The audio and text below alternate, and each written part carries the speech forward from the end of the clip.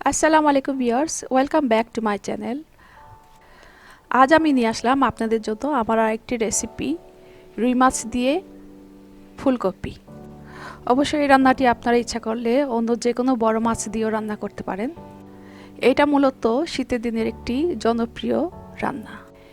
এখানে আমি একটি ফুলকপিকে একটু বড় বড় সাইজের করে কেটে নিয়েছি, আর সাথে নিয়েছি একটি ছোট সাইজের রুই মাছ। প্রথমে আমি এই মাছগুলিকে আধা চা চামচ করে লবণ এবং হলুদ দিয়ে মাখিয়ে নেব। তারপর একটি ফ্রাই প্যানে 3-4 টেবিল চামচ তেল দিয়ে মাছগুলোকে উল্টে পাল্টে ভেজে নেব।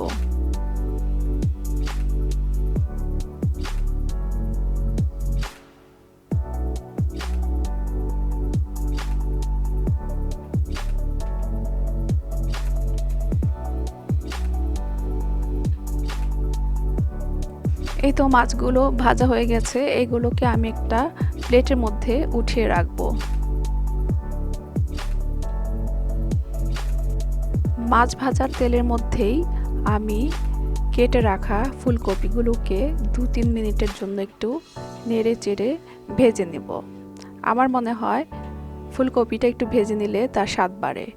আপনারা যদি না চান ভাজবেন না ভেজেও মশলার সাথে কষিয়ে রান্না করা যায়।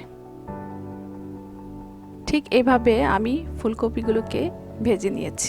একই ফ্রাই প্যানে 3 টেবিল চামচ তেল দিয়ে 2টো পেঁয়াজ কুচি ভেজে নিব। তাতে দিয়ে দিব একটু পানি, আধা চা চামচ হলুদ গুঁড়ো, 1 চা চামচ মরিচ গুঁড়ো, 1 চা চামচ জিরে গুঁড়ো, আধা চা চামচ আদা রসুনের পেস্ট, 1 চা চামচ লবণ। এগুলো দিয়ে আমি একটু মশলাটাকে নেড়েচেড়ে ভেজে নিব। তারপর আবার একটু পানি দিব। সেই পানিতে দিয়ে দিব আমি ভেজে রাখা ফুলকপিগুলো। 2 মিনিট নেড়েচেড়ে আমি তাতে দিয়ে দিব 3 কাপ পরিমাণ পানি।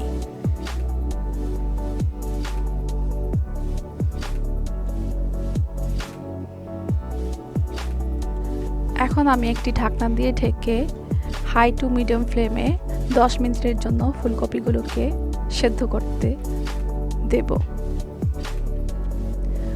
ফুলকপিগুলো প্রায় সেদ্ধ হয়ে গেছে, তখন আমি দিয়ে দেব ভেজে রাখা মাছগুলো, দিয়ে দেব একটি টমেটো, দিয়ে দেব কয়েকটি কাঁচামরিচ এবং কেটে রাখা ধনেপাতা। তারপর এগুলোকে আমি আবার 5 মিনিটের জন্য ঢেকে রান্না করব।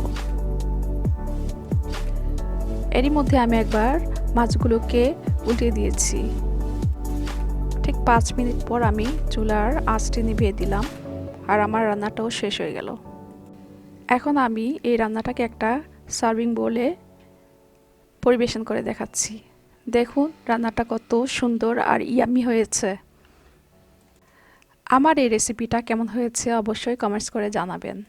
আমার এই চ্যানেলটিকে আপনারা যদি সাবস্ক্রাইব না করে থাকেন তাহলে অবশ্যই একটি সাবস্ক্রাইব করে দিবেন, আর পাশে থাকা বেল আইকনটি বাজিয়ে দিবেন, যাতে করে আপনারা আমার রেসিপিগুলো খুব সহজেই পেয়ে যেতে পারেন। আবারও চলে আসবো আপনাদের কাছে আমার অন্য কোনো রেসিপি নিয়ে। আজকের মতো এখানেই শেষ করলাম। আল্লাহ হাফেজ, সবাই ভালো থাকবেন।